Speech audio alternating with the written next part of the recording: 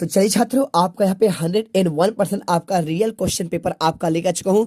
और कक्षा 8वीं का विषय आपका सामाजिक विज्ञान का पार्ट आपका 2 है। और पार्ट 2 में हम यहाँ पे गर्दा मचा देंगे, आपको एक एक क्वेश्चन आपको बताएंगे। और आप यहाँ पे दिल से वीडियो देखो यार, आप यहाँ पे 16 आपके नवंबर के पेपर में आप यहाँ पे टॉप करोगे। जैसा कि आपने आने वाले यहाँ पे जितने आपके सब्जेक्ट हो चुके हैं, आपने यहाँ पे गर्दा मचाया है, तो आपको यहाँ पर अब बारी है समाज विज्ञान का। आपके पास कुछ समय है। देखिए, इस बार पेपर क्वेश्चन अब बता दूं आपको कि क्वेश्चन पेपर आपका यहाँ पे चेंज हो रहा है। क्यों हो रहा है?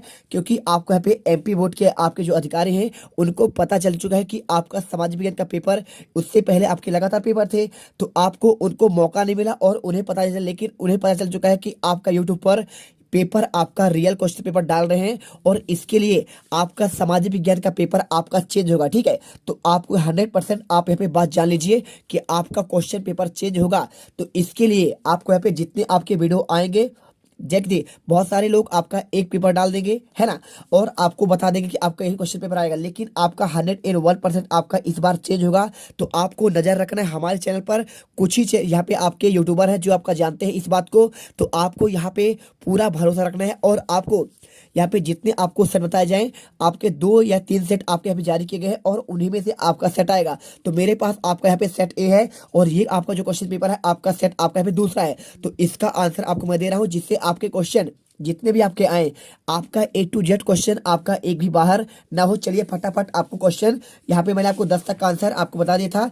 यदि आपने नहीं देखा है तो आप देख लीजिए, यहाँ पे सभी का आंसर आपका लिखा हुआ है ना, लगा है। दूसरे का आंसर जिराफ होगा, पहले का आंसर 78 और 21, और इसके बाद आपका तीसरे का आंसर भूमध्यसागरीय जलवायु, चौथे का आंसर पल्लव वंश, पांचवें का आंसर आपका पश्चिमी, और छठे का आंसर विधायक, सातवें का आंसर आपका पेंटर और अंतरिक्ष यात्री, आठवें का आंसर आपका सूचना पर विज्ञापन, और इसके बाद आपका देखिए 90 का आंसर आपका यहाँ पे साप्ताहिक बाजार, और 10वें का आंसर आपको यहाँ पे द्रविड़ शैली। ठीक है, आप इसे याद करिए। और इसके बाद आपको यहाँ पे क्वेश्चन आपका आता है 11वां। ठीक है, तो क्वेश्चन आपका 11वां आता है। देखिए यहाँ पे क्वेश्चन दिया गया है, प्रेरी के मैदानों को संसार की रोटी की डलिया क्यों कहा गया है? आपका ये क्वेश्चन देखिए, तो आपको इसका आंसर करना है, प्रेरी मैदान में गेहूं का उत्पादन आपका अधिक होता है, इसलिए इसे रोटी का डलिया कहा जाता है।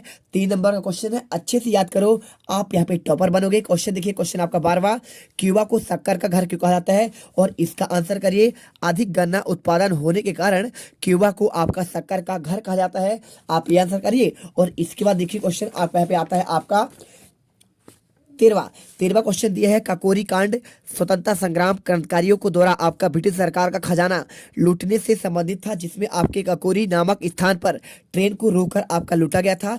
आपको यह आंसर करना है। देखिए, काकोरी कांड में आपका देखिए चंद्रशेखर आजाद थे, और इसके साथ भगत सिंह थी, और आपका यहाँ पे बटुकेश्वर दास, यहाँ पे आपके इन क्रांतिकारियों ने यहाँ पे लूटा था आपके। और इसके बाद देखिए यहाँ पे आपका अगला क्वेश्चन 14 नंबर, ग्राम दल के आपको 3 प्रमुख नेताओं के नाम दिखाना है। तो आप यहाँ पे आंसर करिए।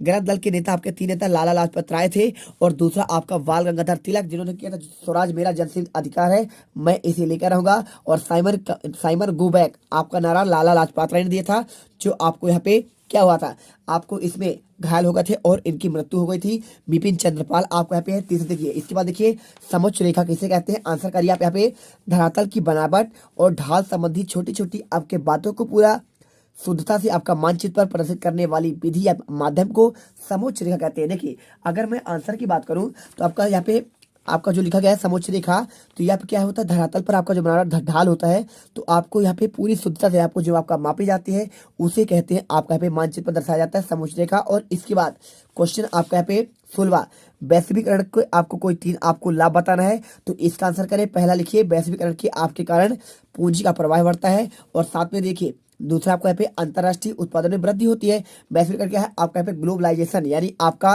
पूरे विश्व में आपका कोई सामान, यदि इंडिया का आपका चावल है तो पूरे विश्व में जाता है, जहां जहां चावल नहीं होता है आपका ये होता है ग्लोबलाइजेशन। और इसके बाद अंतर्राष्ट्रीय उत्पादन की वृद्धि, यानी आपको अधिक मात्रा में उत्पादन किया जाए, जिससे आपका हर एक देश पर जा सके और यहाँ पे हमारी आर्थिक स्थिति मजबूत हो सके। और इसके बाद क्वेश्चन यहाँ पे आपका तीसरा, अंतर्राष्ट्रीय सहयोग और प्रतियोगिता का विकास आपका होता है। आपको आंसर ये करना है, और वीडियो को आपको दिल से लाइक करना है। ठीक है, देखिए आपको इससे आपका ही फायदा है, हमारा आपका यहाँ पे कोई फायदा नहीं है।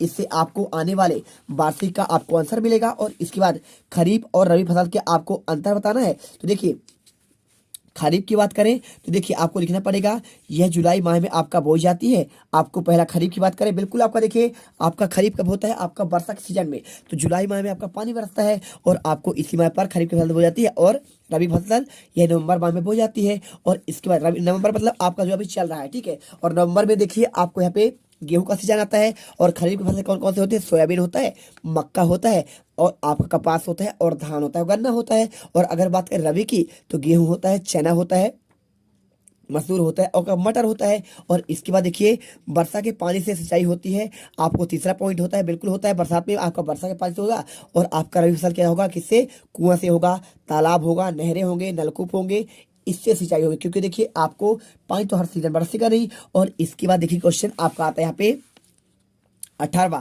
डाउन्स आपका क्या है, तो डाउन्स देखिए आपका अमेरिका में आता है। कहाँ पे आता है, अमेरिका में। आपका यहाँ पे कालगुरली और कुलगारी नामक आपके खदान है। और आपका पे लिखा देखिए डाउन्स आपका घास के मैदान है। तो ऑस्ट्रेलिया में मध्यवर्ती भाग के उत्तरी क्षेत्र पे उष्णकटिबंधीय घास भूमि और दक्षिण क्षेत्र में मर्रे और डार्लिंग। देखिए आपके मर्रे और आपका डार्लिंग आपका यहाँ पे नदी है, तो आपको इन दोनों नदी के बेसिन में आपको शीतोष्ण घास और भूमि है जिसे आपका डाउन्स कहते हैं। और चलिए इसके बाद कौन सा नदी, मर्रे और डार्लिंग। और इसके बाद देखिए क्वेश्चन आपका 19वां, नौसेना में अधिकारी वर्ग की पदक्रम आपको सूची का चार्ट बनाना है। सबसे पहले आपका होता है एडमिरल और इसका आपका सबसे बड़ा अधिकारी होता है आपका वाइस एडमिरल, इसके बाद होता है। और इसके बाद आपका होता है कैप्टन कमांडर और कैप्टन कमांडर के बाद आपका होता है लेफ्टिनेंट आपका कमांडर और इसके बाद आपका संयुक्त लेफ्टिनेंट कमांडर होता है। तो आपको यहाँ पे क्रमशः आपको याद करना है admiral, vice admiral, captain commander, lieutenant commander और आपका भी संयुक्त लेफ्टिनेंट कमांडर। चलिए इसके बाद क्वेश्चन आपका 20वां आता है, प्रार्थना समाज की आपको स्थापना किसने की और इनके द्वारा किए गए समाज के कोई आपको सुधार कार्य करना है। तो आपको इसके आंसर की बात की जाए तो आपको इसका आंसर देखिए आपका यहाँ पे प्रार्थना समाज की स्थापना की बात की जाए तो इसका आंसर चलिए आपको दिखाते हैं। तो देखिए अगर बात की जाए प्रार्थना समाज की स्थापना किसने की तो आप यहाँ पे आंसर लिख लीजिए। प्रार्थना समाज की स्थापना की बात करें तो आपको यहाँ पे लिखना है प्रार्थना समाज की स्थापना, आप यहाँ पे लिखा आपको लिखना पड़ेगा आत्माराम और पांडुरंग, ठीक है। आत्माराम पांडुरंग ने की थी, इनका एक ही नाम है, ठीक है, पांडुरंग ने की थी। और इसके बाद देखिए इसके बाद आपको यहाँ पे लिखना है इनके द्वारा किए गए समाज सुधार के कोई आपको चार बताना है, चार कार्य। तो चलिए आपको यहाँ पे आंसर बताते हैं। देखिए इसके अलावा आपके कुछ और नाम थे। यहाँ पे आपका गोविंद रानाडे, आपने सुना होगा गोविंद रानाडे, तो इनको ये भी मिलकर आपका यहाँ पे किए थे। इसके साथ एक और आपका यहाँ पे लोग थे, कौन थे, इनका आपका नाम की बात करें तो आपको इनका नाम, इनके अलावा आपका जो आपका नाम था यहाँ पे उनका भी आपको लिखना पड़ेगा। देखिए सभी का आपको नाम लिखना पड़ेगा क्योंकि देखिए यहाँ पे आपको 3 लोगों ने आपका मिलकर स्थापना की थी। आपका नाम था उनका RG भंडारकर, ठीक है। चलिए आप यहाँ पे आंसर कर लीजिए। और इसके बाद समाज सुधार के कोई चार की कार्य की बात की जाए तो आपको यहाँ पे पहला कार्य लिखना है, प्रार्थना समाज ने नारायण के नेतृत्व में जाति प्रथा, बाल विवाह, मूर्ति पूजा और हिंदू समाज की अन्य कुरीतियों के विरुद्ध आंदोलन किया है ना। और उसने 19वीं शताब्दी में 90 दशक में नारी जागरण की आपकी योजनाओं पर आरंभ किया, आर्य समाज, महिला समाज की स्थापना की। और इसके बाद आप लिख दीजिए यहाँ पे 1878 में प्रार्थना समाज द्वारा स्थापित पहला रात्रि विद्यालय जन शिक्षा और प्रौढ़ शिक्षा के क्षेत्र में आपका अग्रणी रहा। और इसके बाद आप यहाँ पे तीसरा लिखिए, the depressed class mission society of India नाम की संस्था अछूतों दौर के लिए प्रसिद्ध है और प्रार्थना समाज के एक कार्यकर्ता विठल रामजी सिंधे द्वारा स्थापित की गई। और इसके बाद चौथा पॉइंट लिख दीजिए, 1917 में प्रार्थना समाज ने राम मोहन अंग्रेजी विद्यालय की स्थापना की। आपके यहाँ पे आपके 4 सुधारकार आपके ये हुए। और इसके बाद क्वेश्चन देखिए, क्वेश्चन आपका यहाँ पे आता है आपका दीर्घोत्तरी क्वेश्चन 21 से 22। तो क्वेश्चन आपका 21 में लिखा है, वायु प्रदूषण को रोकने के लिए आपको 5 आपके उपाय लिखना है। तो आपको यहाँ पे 5 उपाय लिख दीजिए, ठीक है। देखिए तो देखिए आपको यहाँ पे वायु प्रदूषण की रोकने के कुछ आपके उपाय दिए हैं। प्रदूषणकारी उद्योगों के लिए आपके शहरी क्षेत्र से दूर आपका अलग क्लस्टर बनाना, पहला आपका पॉइंट।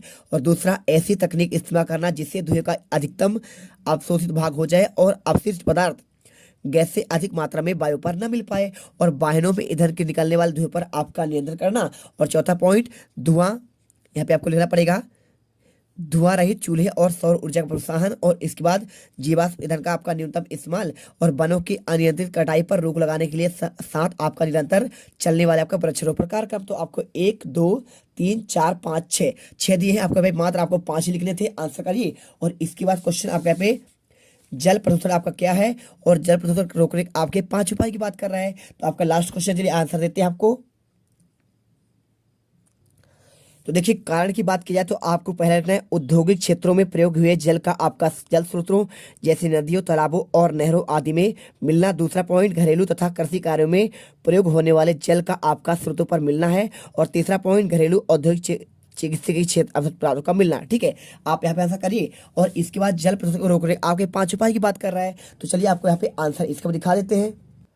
तो देखिए आपका यहाँ पे रोकने का उपाय या फिर आपका जल प्रदूषण रोकने की आपका रोकथाम की बात कर रहा है, तो आंसर लिखिए यहाँ पे पहला पॉइंट। ठीक है, पहला पॉइंट हो जाएगा शासन द्वारा पर्यावरण प्रदूषण रोकने के लिए कुछ नियम बनाए गए हैं जिनका सभी नागरिकों और संस्थानों उद्योग धंधों को अनिवार्यता पालन करना चाहिए। आपका यहाँ पे पहला आपका यहाँ पे रोकने का उपाय हो जाएगा। दूसरा, प्रत्येक घर पर सेप्टिक टैंक बनाया जाना चाहिए, आपका दूसरा पॉइंट।